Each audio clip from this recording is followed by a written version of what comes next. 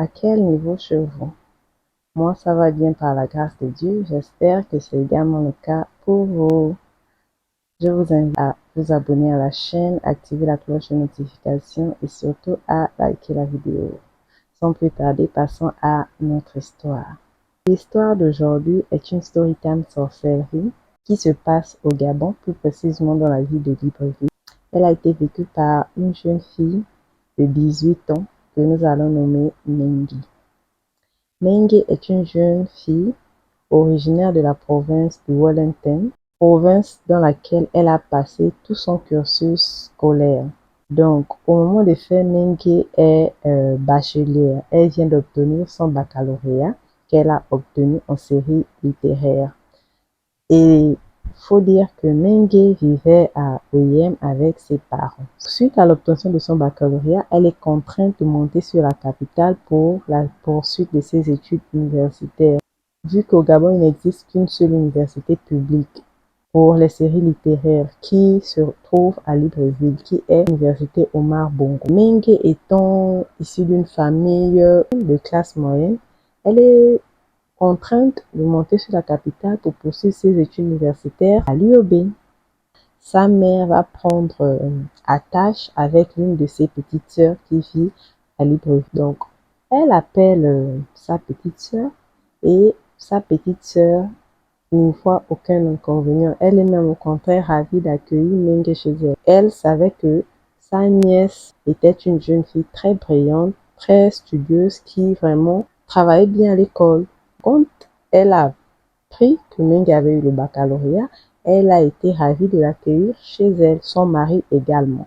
Suite à ça, Mengi va faire ses effets. Elle emprunte le bus pour la capitale.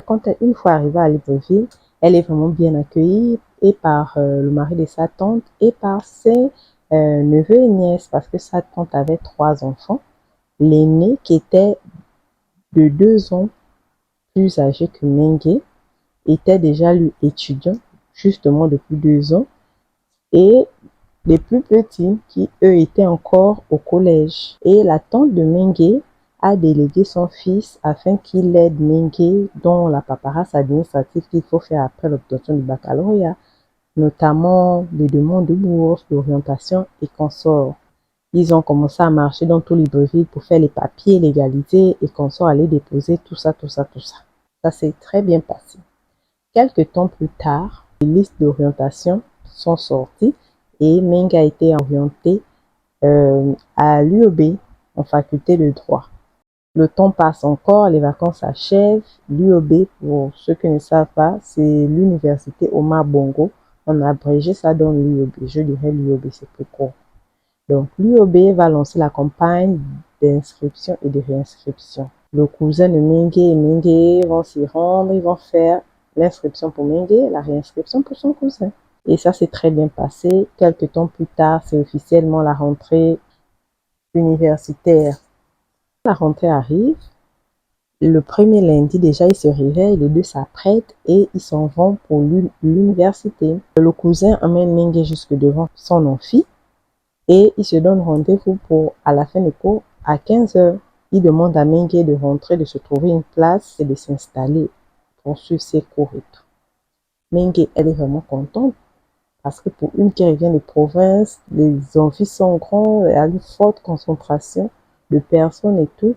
Elle est là émerveillée et tout ça. Mais il faut savoir que Mengi, c'est une fille qui est extrêmement extravertie. C'est une fille qui n'a pas du mal à se faire de nouveaux amis. C'est le genre de personne, quand tu la rencontres pour la première fois, tu as l'impression que tu l'as connue toute ta vie. Vraiment, elle se familiarise facilement avec les gens. Donc, quand elle arrive dans l'amphi, elle fait connaissance avec les gens déjà, elle se trouve une place, elle s'assied. Le premier cours débute et tout se passe bien. Donc, le temps passe comme ça. Après, son cousin vient, eux, ils rentrent à la maison. Ça se passe comme ça pendant une semaine. Au bout de la 2e semaine, Mengi va faire comprendre à son cousin que non, elle connaissait déjà les rouages de l'université et tout, et qu'il ne fallait plus qu'il se fatigue, genre à chaque fois à venir l'attendre, récupérer et tout, qu'elle pouvait se débrouiller. Le cousin n'y avait aucun inconvénient, au contraire. Il faut dire qu'Anton aussi, il avait bloqué un peu sa vie pour gérer sa cousine. C'est comme ça que, au bout de 2 semaines là, comme je disais, Meng a pu se familiariser avec certaines personnes avec qui ils ont formé un groupe d'amis. Et dans ce groupe-là, elle a eu vraiment des atomes crochus avec une personne bien particulière. Vraiment, elles sont devenues inséparables, genre des âmes sœurs en amitié. Vraiment, sa bestie. C'était une jeune fille que nous allons nommer Aubonne. Qui était Aubonne? Vous savez, dans une classe, dans tous les groupes, que ce soit en famille, en amitié, au travail, il y a toujours une fille là qui est genre le canon, quoi. La fille vraiment trop fraîche, la go, the go, tu vois. Et Aubonne, c'était cette fille-là. Un amphi, on va dire, à 5000 étudiants, et tu es la plus belle. Vous comprenez que vraiment, elle était d'une beauté particulière, elle était vraiment belle. Elle ne laissait aucun homme indifférent, que ce soit les étudiants ou même les professeurs. Tous bavaient derrière la go. C'était comme ça. Les deux filles, elles sont devenues vraiment très proches. À la sortie des cours, elles étaient toujours collées. Elles cheminaient ensemble jusqu'au portail où chacune prenait le taxi pour se rendre chez elles. C'était comme ça, elles étaient vraiment devenues des besties. Le temps passe, le premier semestre s'achève, les résultats sortent et vraiment le groupe d'amis a cartonné. Les filles, elles ont vraiment tout pété. Elles ont validé leur semestre haut la main. Ce qui fait que la tante de Mengue et son oncle étaient tellement contents parce que Mengue parlait déjà beaucoup de bonnes chez elle et tout. Et puis quand les résultats sont sortis, sa tante était vraiment contente et tout.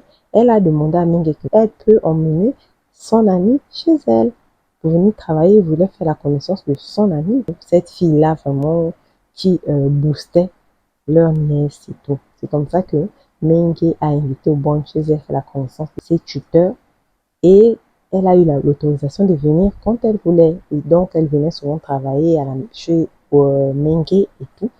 Elle était connue déjà là-bas. Et Aubonne a fait la même chose avec Mengue. Elle a invité Mengue chez elle. Elle a présenté Mengue à ses parents. Et Mengue également partait maintenant chez Aubonne, genre pour venir travailler quand elle voulait. Ce qui signifie que leur relation n'était plus genre scolaire, n'était plus juste au niveau de l'université. C'était devenu familial. Elles se connaissaient déjà les parents l'une de l'autre. Ça avait vraiment pris une autre dimension. On est là maintenant au début du deuxième semestre et tout.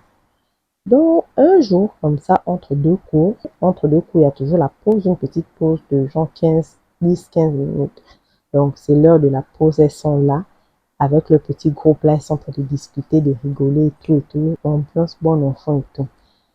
C'est comme ça que Mengue est là, genre elle est assise et tout dans le groupe, mais elle s'éloigne en esprit, elle s'évade un peu, elle prend de la hauteur en esprit, elle voit genre le groupe et tout, comment tout le monde est en train de rigoler et tout, comment les gens sont en train de rigoler. Et c'est comme ça qu'elle est captivée, elle est attirée par quelque chose. Qu'est-ce que c'est? En fait, elle est attirée, elle est captivée par Aubonne qui est en train de parler. En fait, Aubonne est en train de parler, elle est en train d'expliquer quelque chose et tout. Tout le monde est en train de rigoler et tout. Donc, elle était captivée par Aubonne. Elle s'est rendue compte à quel point son amie était vraiment belle. Et là, elle s'est dit, mais en fait, cette fille-là, elle devient de plus en plus belle chaque jour un peu plus. On dirait, genre, elle est aujourd'hui plus belle même que hier. La rentrée, elle n'était pas aussi belle que ça. Genre, comment on peut devenir belle comme ça? Surtout que ceux qui sont au Gabon, en tout cas en Afrique, la saison des pluies est accompagnée des forts soleils. Des soleils à Nyangoli. Et ces soleils-là, genre, tu ne peux pas échapper. Ton teint, à un moment donné, ton teint va être touché. Et ce sont des étudiants, ça bouge beaucoup sous le soleil, ça marche et tout. Mais elle regarde sa copine, rien. Pas d'acné, genre de monstre, rien. La peau impeccable, aucune cicatrice. Elle dit, mais vraiment, la fille là, qu'est-ce qu'elle frotte? Qu'est-ce qu'elle peut bien frotter pour avoir une peau aussi parfaite? Donc, elle se questionne comme ça et tout. À la fin de la pause est sonnée. Le prof entre en salle. Donc, chacun repart à sa place et tout le cours se passe. À la fin du cours, c'est la fin de la journée, il faut rentrer chez soi. Donc, comme d'habitude, les deux filles gambadent ensemble jusqu'à la sortie.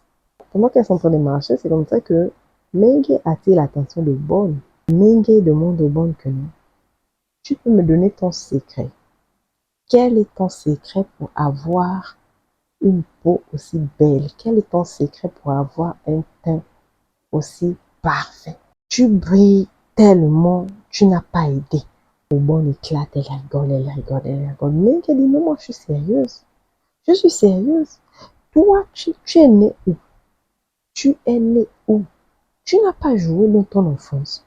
Parce que nous tous, on est des blessés de guerre. J'étais tombée, j'avais eu ça. Toi, tu n'as pas ça. Tu es né dans une maison hermétiquement fermée où tu n'as pas de bobos. Elle rigole et tout. Donc ça, elles sont en train de marcher jusqu'à qu'elles arrivent au portail. Chacune prend son taxi, elle va chez elle. La discussion reste comme ça. Le lendemain, elles reviennent, elles font les cours et tout. C'est l'heure de la sortie. Menge revient à la charge. Elle dit à Obon que non, notre discussion n'est pas achevée parce que tu ne m'as pas répondu. Vraiment, je ne suis pas en train de blaguer. Je ne blague pas, je veux vraiment que tu me dises quel est ton secret.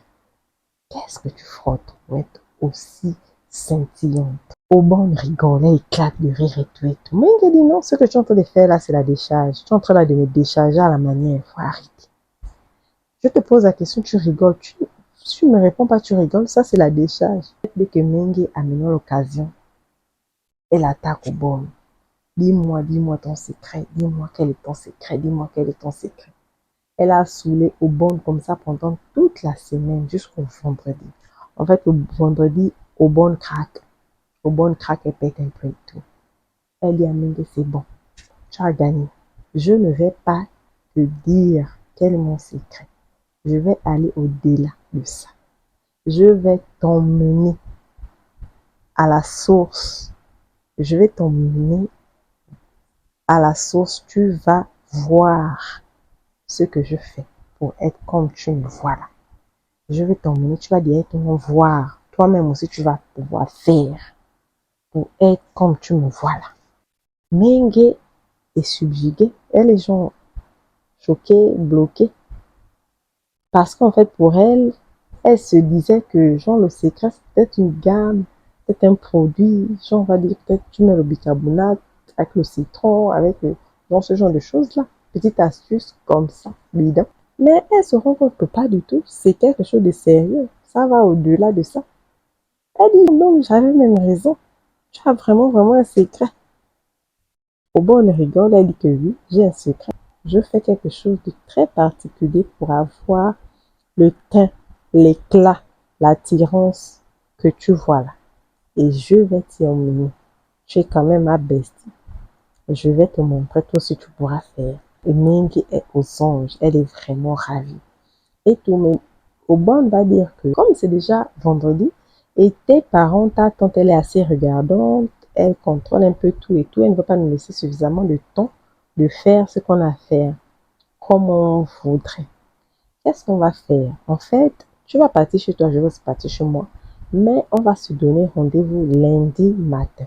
Lundi, tu fais comme si que tu venais au cours, moi également, on se croise 8h tapant devant le portail.